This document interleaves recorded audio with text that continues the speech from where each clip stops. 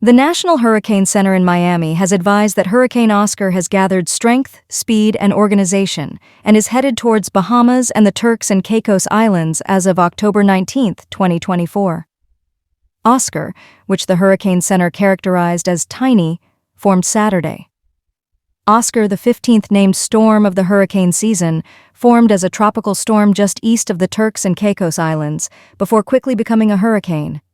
Turks and Caicos and southeastern Bahamas can expect heavy rainfall later tonight and tomorrow. Rains are expected to spread to eastern Cuba on Sunday. Sustained heavy rainfall could trigger flooding in low-lying areas and those with easily overwhelmed drainage systems. Localized evacuations, flash flooding, and landslides are possible if weather conditions prove hazardous. Let us hear from Dr. Holly Hamilton, Director of Meteorology in the TCI. Okay, so as of 2 o'clock this afternoon, we now have Hurricane Oscar. This was the area of interest that we've been following for the past week that tracked across the Atlantic Ocean. And for those who would have watched the weekly tropical briefing yesterday, we left Oscar as having a low potential of developing into a tropical cyclone. But as overnight, Oscar managed to organize itself. The thunderstorm and shower activity associated with that low-pressure trough managed to organize itself, and then it developed into a tropical storm this morning. And when the National Hurricane Center reconnaissance flight flew in, they found actually that Oscar was stronger than we had anticipated, and so it has now been upgraded to a hurricane. Right now, as you can see, there's the infrared satellite imagery of Oscar currently passing over the island of Grand Turk and South Caicos. They should be experiencing hurricane conditions as we speak. Tropical storm conditions will begin in the other islands. This afternoon, we're expecting Oscar to pass through over tonight. So the worst of the weather will be through tonight, and we'll wake up tomorrow morning with the weather conditions improving. In terms of rainfall amounts, we already spoke about this going into the weekend. We were expecting a wet weekend. So now we're looking at 2 to 4 inches of rainfall accumulation through till Tuesday. We're looking at surge as a possibility as well, 2 to 4 feet.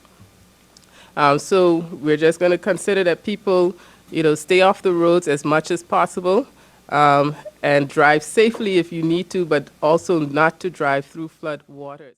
Good afternoon, Turks and Caicos. It is fast moving, but it is Category 1 and we are prepared. I want to assure you that the executive of the disaster management is fully engaged and have been assured on all the arrangement. The Assistant Commissioner of Police, as well as the Colonel of the Regiment, have also got their plans in place. So I ask you all to be responsible and stay safe. The airports in Grand Turk and South Caicos closed at 3 p.m. and all other airports will close at 6 p.m. Once we have the all clear, as Dr. Hamilton said, we're expecting this to pass within the next 24 hours. The airports will be expected to open at midday tomorrow. So I ask you all to hold your nerve, be responsible, and we will get through this. Thank you. How can you assist? To complement the PWD's efforts and help reduce the risk of flooding in your areas, residents are urged to avoid unnecessary travel.